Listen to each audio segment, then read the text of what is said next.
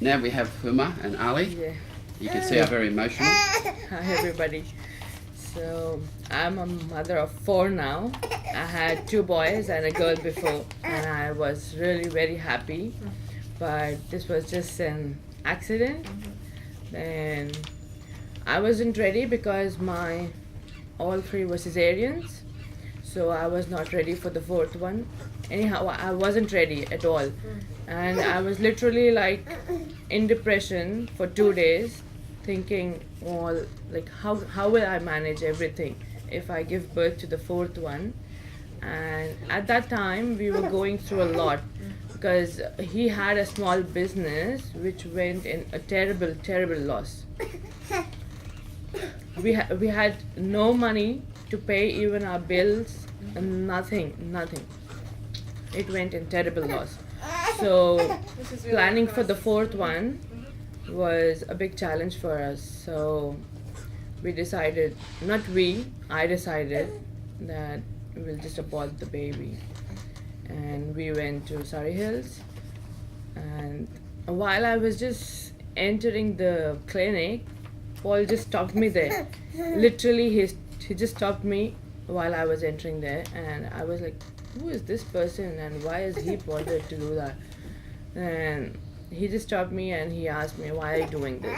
And inside mine I was like, oh God, like, why is he bothered? Why is he asking me these questions?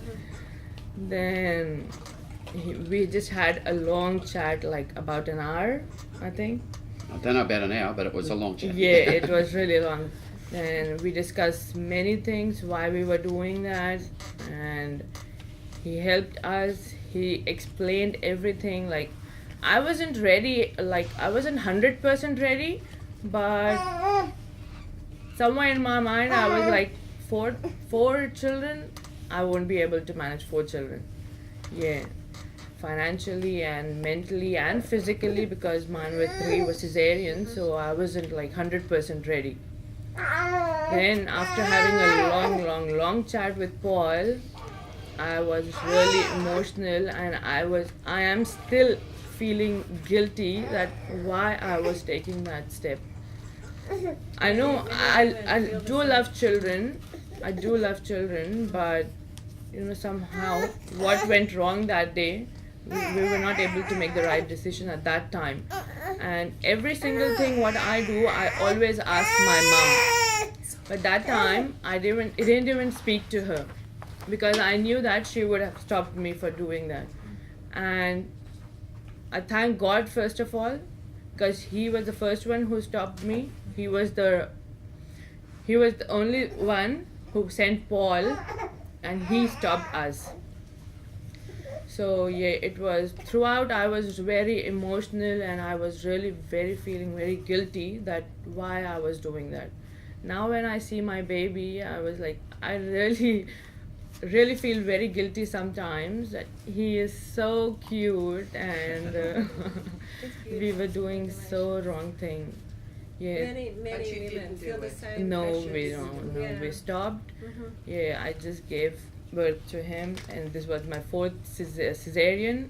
It is pretty tough. We are going through a lot of things emotionally, physically, mentally, but I've got a supportive husband, and Paul encouraged everything. Yeah, he supported us.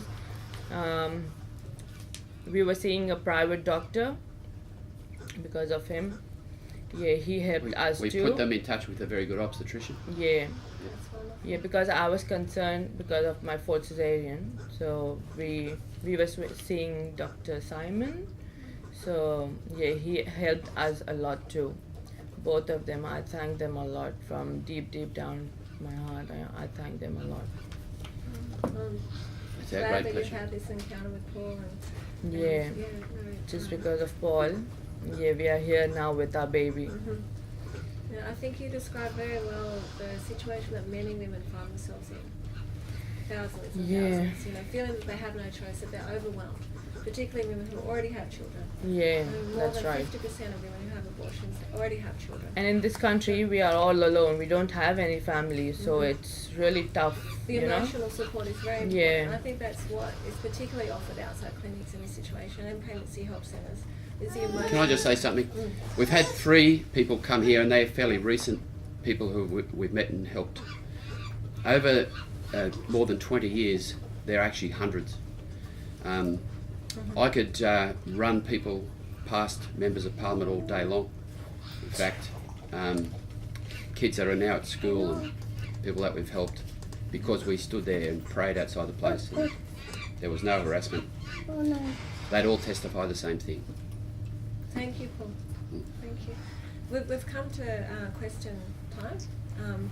Would like to invite any of our audience or others to ask any questions of the panel here, and Professor Michael Cummins here in a legal capacity to answer any particular legal questions you might have on the bill, as well as Anna. So, is anyone who'd like to has any questions?